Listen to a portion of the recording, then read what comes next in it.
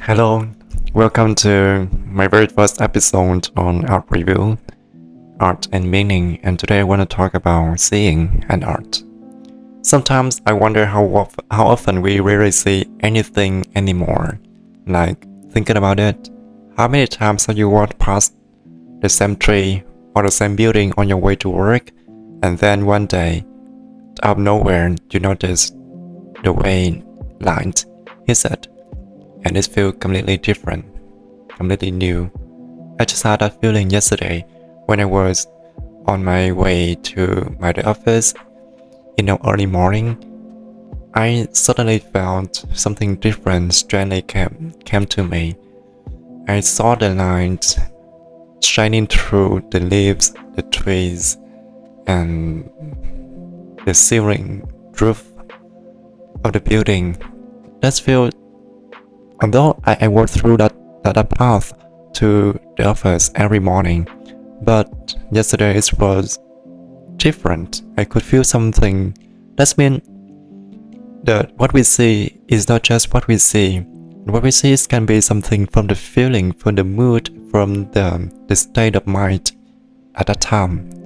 And all of them made up the perception of what we see. And I think that's what artists do every day. They don't just look and they see again. And maybe that's what we've forgotten in the rush of daily life. That seeing is kind of gratitude, not just a vision. For me, it's really true. Because we have the ability to see, to function the eyes, to perceive the world. Absolutely, this is a gift. We cannot choose to see, or we cannot choose to shut down our eyes. Someday we cannot see, our eyes doesn't work, for example, when we get aging. But what will happen? We couldn't see the world and we have to accept it. Why not we feel grateful now? We are blessed to see, we have eyes, very good eyes, although I'm a little short-sighted. But it's okay, I still can use the glasses to see everything really clearly. It's just convenient, it's not a big deal. But I want to say that being able to see is a kind of gratitude. We have to take it. We have to appreciate it every day. Every morning when we wake up, we can see the world. It's a kind of gift for granted.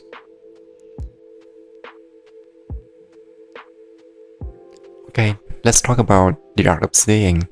Before I can be understood, it must be seen, and seeing, though it sounds simple, is one of the hardest things to do well. We often mistake recognition for perception. We look at a tree and say, yes, this tree is tall or short, it has a big leaf or thin leaves, something like this. We look at the painting and say, it has nice colors, it has something resonate with my feeling or my imagination, or I can interpret it sometimes, something. But real seeing begins only when we suspend naming. Do you realize that we name almost everything in this existence? Everything in this world has its name. Because why? I don't really know why people wanna name everything. They wanna tag, they wanna trace everything back.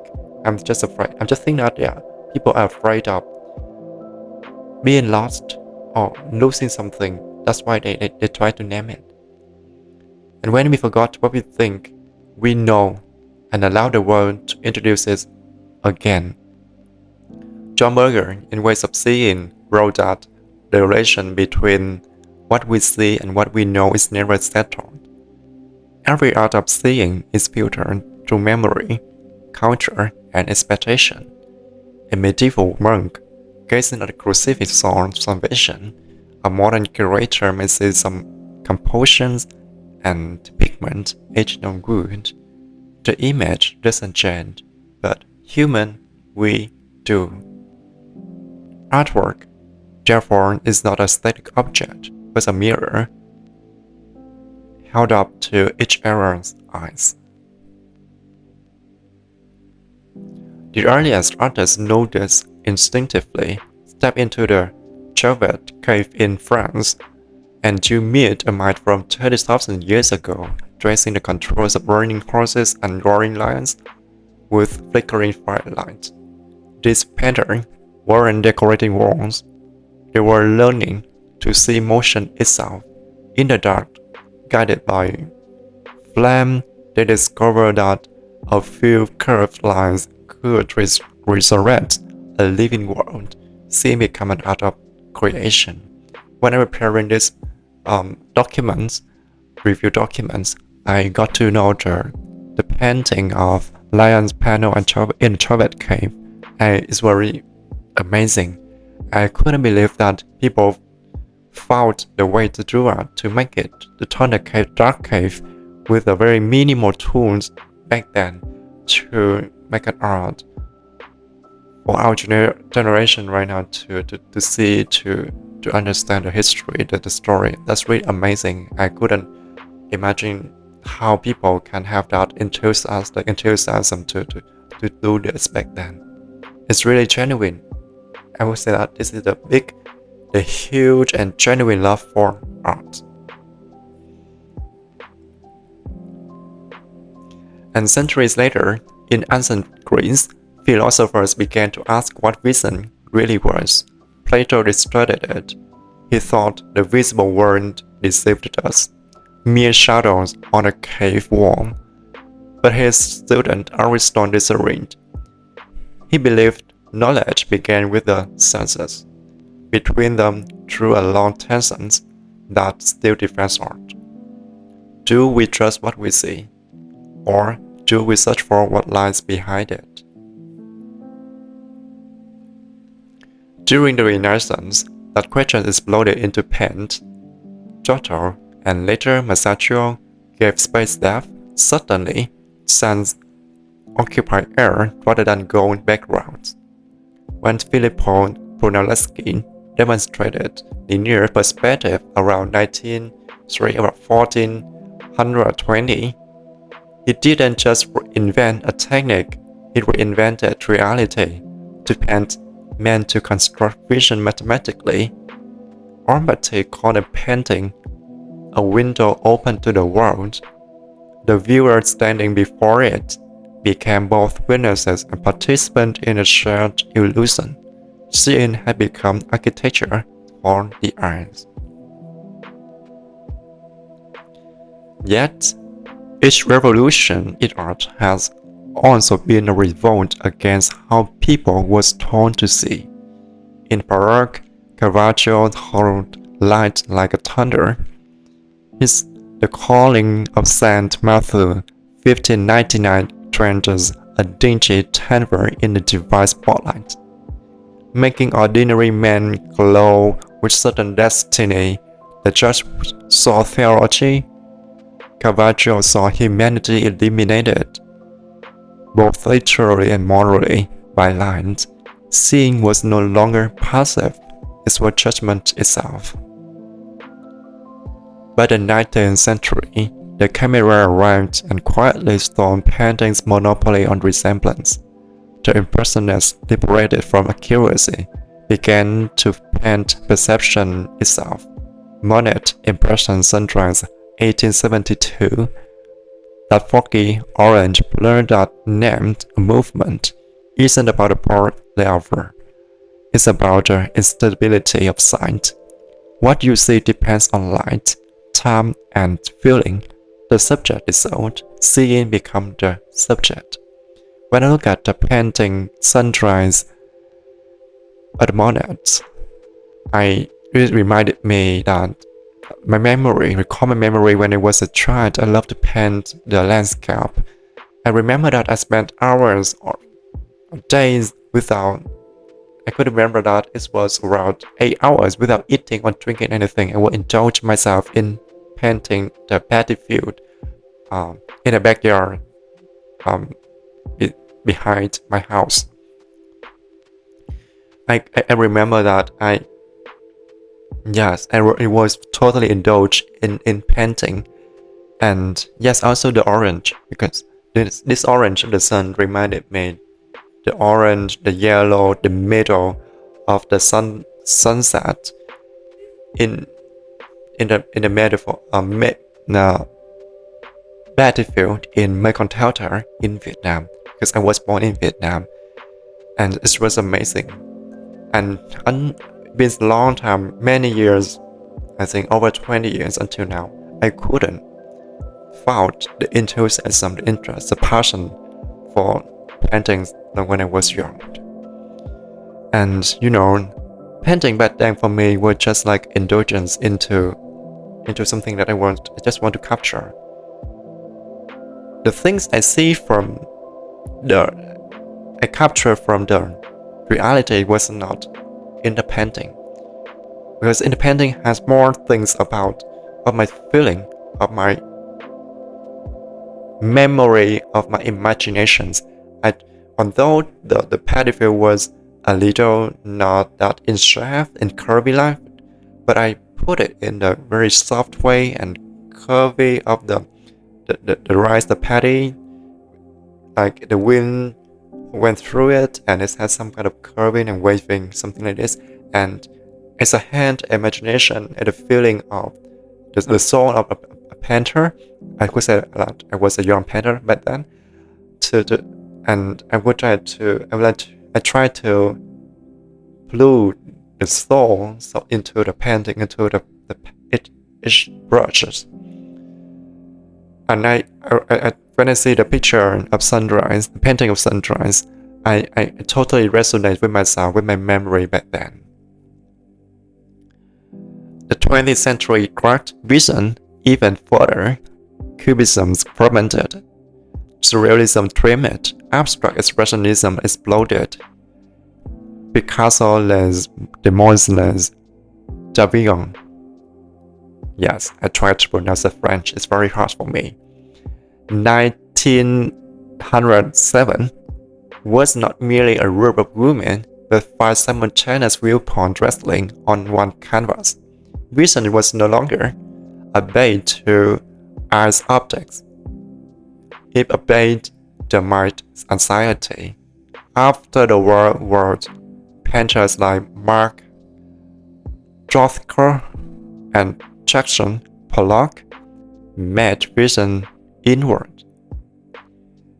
Their canvases were not windows but mirrors of emotion. To see Rothko properly, we must stop thinking and simply breathe the color until it begins to hum. When I first, in early of 2025, I started to paint again, and I chose abstract painting.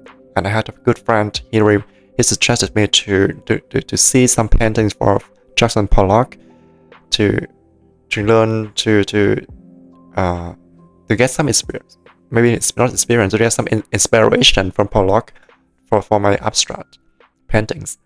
And I was amazed by the way Pollock draw his painting and deliver his thought and his movement, because Pollock was is a painter that he wanted his art to capture, to record his movement through the process and the colors. That means his painting not only is a colors and process, but it conveys something of the movement, the brain, the thoughts, and also the connection between the thought and the movement of the bodies, something like this. And for me, abstract is a very good way to style, to deliver, to discover, to convey the emotion from the inside out. What you feel inside, sometimes you cannot say it out. Sometimes you also cannot write it out because you cannot detect it, you cannot name it correctly in a word or in any speech. But the color or the painting, the stroke or the brushes can express it, I could say, correctly, genuinely. In painting, you have no obligation to discipline your hands, your strokes. It should be like this or should be like that. That's why I love abstract. because it gives me the freedom to express myself, express my thoughts, and especially my feeling. When I feel sad, I could draw something that maybe ugly or in the little calm colors or dark colors. When I have more enthusiasm, I feel more, I would say, cheerful. I could use some light color, bright color, or vivid color, or my stroke or my process becomes sharper or maybe richer, something like this. I could say, yes, abstract is a very good way to express your emotion. That is one of the style of drawing which is expressive drawing, expressive painting. And then came the digital century, a time when we see more than ever, but notice less. The retina is blooded, screens glow, face scroll, images multiply faster than thought. We live inside an avalanche of visibility. In such world, the art of seeing is a survival skill. The painter's discipline becomes a more moral one. To look slowly, deliberately, without consumption. I believe that this is a contemporary problems, issues of our generation. Since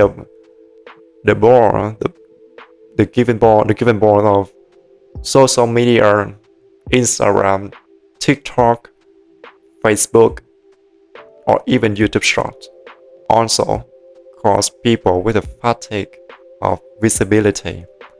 Our eyes keep scrolling through the picture, the videos, non-stoppably. That causes us losing of attention. And I could say that we spend around 1 hour every day, at least. I think every one of us. 1 hour, we keep watching a lot of things. It's just like we consume a lot, but then there's nothing go into our mind, nothing we can feel longer or nurture our soul, nurture our emotion. That's why I think the social media or that kind of short videos is exhausting our energy, our mental health.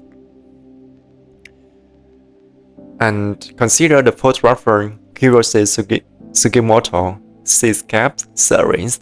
Each image shows only the horizon, sea, and sky, nothing else. Printed in serene grayscale, they resemble infinity carved on foam. At first, they seem identical, then differences emerge. A cloud faintly pluming, a tide barely trembling. Sugimoto restores the patience of seeing in an age of speed. You see, there are two paintings in black and white and gray. Sorry, it's not a painting, it's a photograph. But do you dare or do you have the patience to contemplate or to enjoy the painting for maybe 15 minutes? 5 minutes? I think it's very hard for us. For me, I can enjoy it maybe 2 to 3 minutes. But for the longer, to be more patient, I think we need to, revolution for our life, for our way of seeing. I hope I can do it in the near future.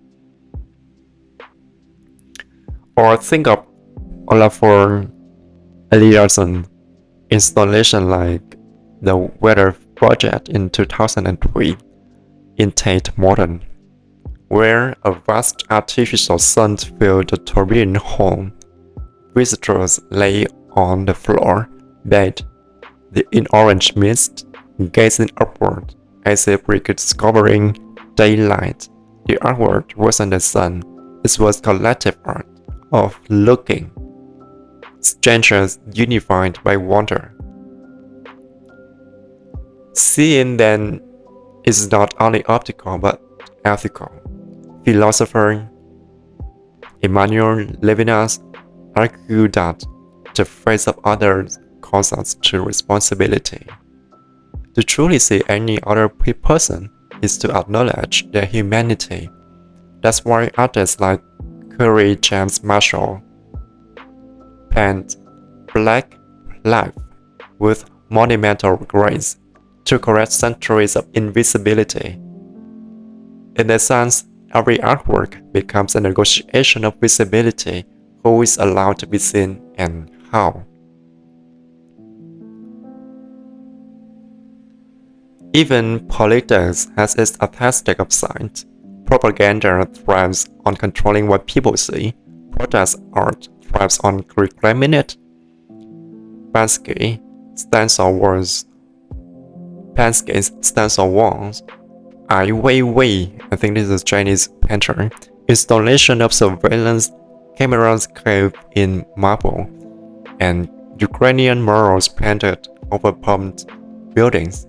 Each turns seeing into resistance. The iron sharpened by art becomes an instrument of freedom. But how do we practice this art ourselves? Yes, it's what we need to care. This is our true discussion now. Start from now. Begins with slowing down. The keyword here is slowing down. You know, we scroll through the social media, the news feed, the video on TikTok almost instantly. Every second, maybe sometimes less than 1 second. 1, 2, 3, flick. Yes, that's why we need to slow down. Next time you stand before a painting, resist the caption. Let your gaze wander as if you were reading a person's face. Notice texture, hesitation, accident. The artist's decisions become visible only when your attention lingers. Look long enough and the painting begins to look back. I think each of us has, I don't know, for the average people, ordinary people who are not working in art industry or the design industry, we have little chance on person to go to a museum to enjoy the exhibition of the artwork. That's why I think this project may not be practical for all of us, but for some people. Okay, I would like to separate into two groups. The first group is the person who are not into art. And the person who work with art. For the person who not working with art, I think we don't need to enjoy the artwork, the painting, but we can enjoy the landscape. You know, every landscape on this earth, everything on this earth we can see, we can perceive by our eyes are already an artwork. Why I say that? Because the artwork are produced by the perception of the person or the painter. Through the retina, the painter perceives the world and painted this shape, this line, and then through the filter of emotion, of imagination, or feelings or expectation, they turn in what they perceived into the artwork of themselves and weaving with their signatures of drawing that produce their own artwork. And that's why I say, when you start seeing by yourself, by your eyes, by your retina, you see a view, a grass, a landscape, a mountain, a tree, a building on your ordinary day. That would be the first step of producing art. I believe that a good art, a right art, must start from seeing. And for the second group who is working in art, we have chance to see the picture, the paintings on internet or in the museum or in the magazine or on the textbook. Many ways, instrument to enjoy to see art. So let's stop. When you have chance to see a real art, you should spend time, slow you down, and look into the art. Look at the art deeply. Slowly enjoy every painting, every brushes, or every color. I believe that a great painter, they always has their intention in any strokes of them, any color arrangement, pattern arrangement. They always has a message, the message. And when we can explore what the painter thinks, what the painter want to deliver to their audience, yes, we are successful. I just hope so. I also hope myself can do this. And I'm expecting to have to visit an art exhibition in next week very soon. Okay, seeing is not passive perception but active relationship. The eye, the artwork, and the world form a triangle of conversation. Every art of seeing remakes reality a little, because what we attend to grow vivid, and what we ignore fades away. In a sense, art trains us not only to look at paintings, but to live more attentively. At its best, seeing becomes gratitude, a quiet thank you to existence for showing up in color and form. That may be why so many artists, from Vermeer to Hopper, painted ordinary moments bathed in straight light. They remind us that vision is a daily miracle, renewed every time we open our eyes. So, the art of seeing is also the art of being alive. Yes, I really love that sentence. Seeing is also the art of being alive.